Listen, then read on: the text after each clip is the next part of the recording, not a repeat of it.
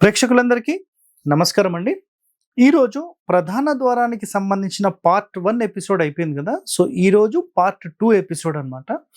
So, ఇందులో గనక మనం గమనిస్తే గత ఎపిసోడ్‌లో ద్వారాలకు సంబంధించిన కండిషన్స్ కొన్ని మాట్లాడాం. సో, వంకర తింకరలుగా ఉండొద్దు, ద్వారం ఎలా ఉండాలి, హైట్ ఎలా ఉండాలి, వీటికి సంబంధించిన నియమాలు అయిపోయినాయి. ఇప్పుడు నెక్స్ట్ ఎపిసోడ్‌లో ఏంటంటే, మన ప్రధాన ద్వారానికి అపోజిట్‌లో సందు ఉండొచ్చా? సో, ఇక్కడ చూడండి. క్లియర్‌గా మీకు చెప్తాను.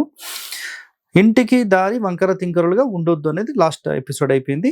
ఇతరుల దొడ్డి దారికి మన ప్రధాన ద్వారం ముందు ఉండరాదు. అది కలహములను క్రియేట్ చేస్తుంది. అంటే వేరే వాళ్ళ ఒక చిన్న సందుదారి ఉంది. ఆ సందుదారికి సమానంగా మన ప్రధాన ద్వారం ఉందనుకోండి. ఆ దారిలో గుండా వచ్చే వాళ్ళ చూపు కంటిన్యూ మన ఇంటి లోపల పడినప్పుడు ఈ సమస్య క్రియేట్ అవుతుంది. కలహాలు అన్నారు. అంటే పక్క వాళ్ళతో ఉంటుంది.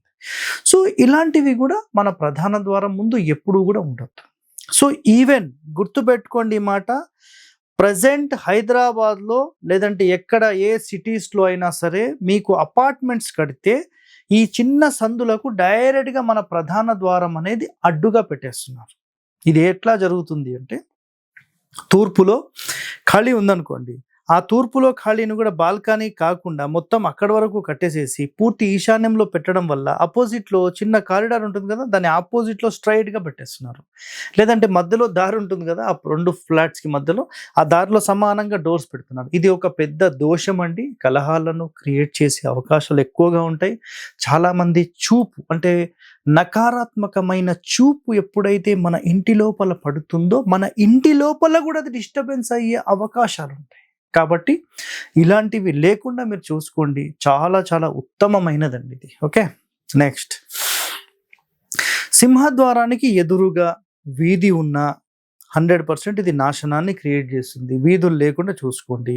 వృక్షం ఉన్న పుత్ర నాశనము అని చెప్పేశారు. బురద ఉంటే 100% నిరంతర శోకము అని చెప్పేశారు. చాలామంది ప్రధాన ద్వారం ముందు వర్షాకాలం కానీ సాధారణంగా బురద గుంటలు లాంటివి చిన్న చిన్నవి ఏర్పడుతూ ఉంటాయి. అలాంటివి ఎప్పుడు కూడా ఉండొద్దండి. సో, అది గేట్ అయినా డోర్ అయినా చాలా చాలా ఇంపార్టెంట్, గుర్తుపెట్టుకోండి.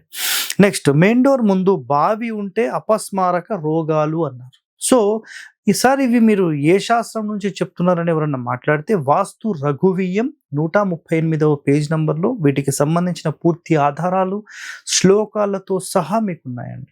చూడండి. ఓకే. నెక్స్ట్,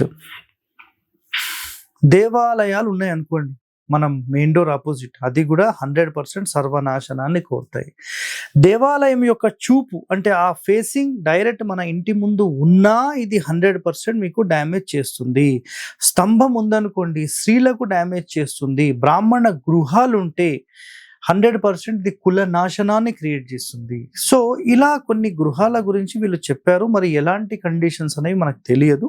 సో, ఆ కండిషన్స్ ప్రకారం అయితే ఇది ఉంది.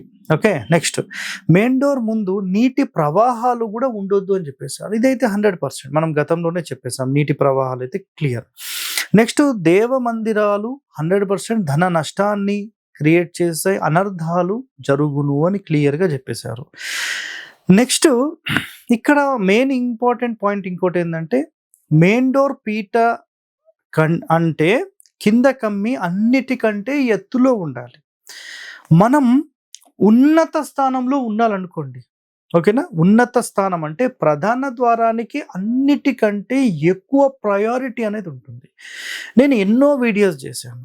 సీఎం కేసిరెడ్డి గారి వీడియో చేశాను. దాని తర్వాత చుట్టుపక్కల ప్రాంతాల్లో ఎమ్మెల్యే ఎంపీ లెవెల్స్లో ఉన్న వాళ్ళవి చేశాను. రీసెంట్గా నేను తమిళనాడు వెళ్ళినప్పుడు అది కూడా చేశాను. సో, తిరుతన్ని అందులో కూడా ఒక పాత ఇల్లు చూశారు. అందులో మీరు నిజంగా గమనించండి, మెయిన్ డోర్ యొక్క ఆ కింద పీట ఈ హైట్లో ఉందండి. ఈ హైట్ అంటే ఆల్మోస్ట్ ఒక 7-8 ఇంచెస్ హైట్ ఉంది. కానీ ఇంటి లోపల ఎక్కడ గమనించినా కూడా అది 100% మీకు 4 ఇంచెస్ కంటే మించి లేదు. అంటే అది ఉత్తరం ఫేసింగ్. మళ్ళీ అసలు ఉత్తరంలో ఎత్తు పెట్టొచ్చా, బరువులు పెట్టొచ్చా అనే పనికిమాలిన మాటలు మాట్లాడే వాళ్ళు ఉంటారండి మళ్ళీ. సో, ఇక్కడ గుర్తుపెట్టుకోండి, ప్రధాన ద్వారానికి సంబంధించిన లక్షణాలు ప్రధాన ద్వారానికి ఉండాల్సిందే. మీ ఇష్టం వచ్చినట్టు నేను ఉత్తరంలో పెడతా, ఉత్తరంలో చిన్నది పెడతా, దక్షిణంలో పెద్దది పెడతా, పడమరలో పెద్దది పెడతా అంటే కాదండి. శాస్త్రంలో చెప్పిన కండిషన్ ఒకటే. ప్రధాన ద్వారం అనేది ఎటువైపు ఉంటే అటువైపు పెట్టాలి. ఇంకా మీరు కావాలంటే గమనించండి, పడమర ఫేసింగ్‌కి సంబంధించిన సీఎం కేసీరెడ్డి గారి మనం ఇంటి వీడియో చేసినప్పుడు అక్కడ పడమర సింహద్వారం యొక్క పీట కూడా హైట్‌లోనే ఉంది. తూర్పులో వెళ్ళినప్పుడు అది చిన్నగానే ఉంది. సో, అప్రాక్సిమేట్‌లీ దానికి ఒక 3, 4 ఇంచెస్ డౌన్‌లో ఉంది. అంటే ఇక్కడ అంతరార్థం ఏంటంటే, మన పూర్వీకులు పాటించిన విధి విధానాలన్నీ నిజంగా సరైనవి అని ఒక భావన మనకు కలిగిస్తుంది. సో, శాస్త్రంలో ఉన్న పాయింట్స్ అక్కడ మ్యాచ్ అవుతున్నాయి రియల్ టైమ్‌లో. యెస్ అంటారా? కాదంటారా? చెప్పండి. మరి ఇన్ని శాస్త్ర నియమాలు పెట్టుకొని మన వాళ్ళు ఏదీ పాటించకుండా కేవలం అన్ని గాలికి వదిలేశారండి. మరి ఇది ఎంతవరకు వాస్తవం? ఆలోచన చేయండి. ఇలా చేస్తే భావి తరాలకు మనం ఏం అందించగలుగుతామండి? శాస్త్రంలో ఇంకా డెప్త్‌కి వెళ్ళి ఎంతో సమాచారం తీసుకొని రావాలి. ఇంకా తవ్వాలి. ఇంకా ఎంతో ఉందండి. సో, ఇవన్నీ తీసుకొనొస్తే భావి తరాలకు మనం అందించిన వాళ్ళం అవుతాం. గుర్తుపెట్టుకోండి. సో, ప్రధాన ద్వారానికి సంబంధించిన ఇంకా వివరాలు ఇంకా ఎన్నో ఉన్నాయి. తర్వాత ఎపిసోడ్‌లో అవి కూడా మనం తెలుసుకుందాం. సో, ఇలాంటి వాస్తు రహస్యాలు మీరు తెలుసుకోవాలనుకుంటే 100% మన ఛానల్‌ని సబ్స్క్రైబ్ చేసుకోండి, లైక్ చేయండి, 10 మందితో షేర్ చేయండి. ఓకే. ధన్యవాదాలండి. Thank you.